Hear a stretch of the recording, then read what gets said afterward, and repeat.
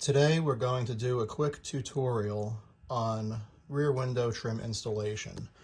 So this is a car in waiting. The gasket is a little hardened, so it's not the optimal example as far as ease of installation, but this lip of the gasket itself is the channel and lip that holds the stainless steel in place around the window. So the trim is designed to lock into that rubber strip, that rubber flap of the gasket.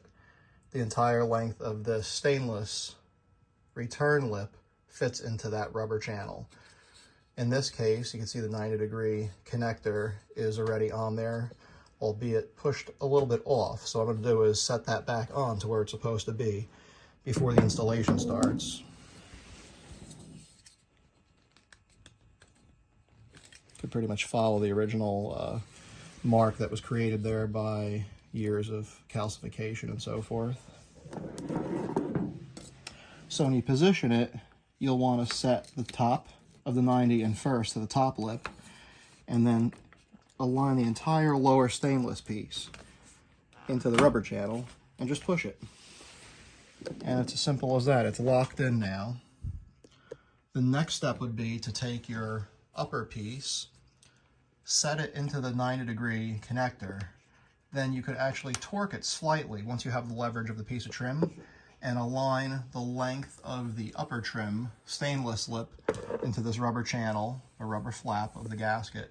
And same thing, you want to push down and up, push down and up. Work from one side to the other, and you won't have any deflection in the trim as you're doing it.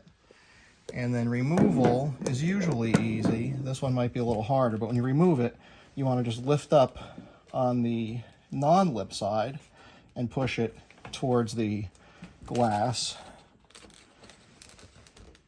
Do it slowly and it just unlocks. So that's the on and off process of rear window stainless. This applies to all models of 57, 8, and 9s, whether it's a coupe, sedan, or four-door hardtop. Again, the window gasket has this incorporated lip or channel, whatever you want to call it, and that's the retainer for the stainless trim.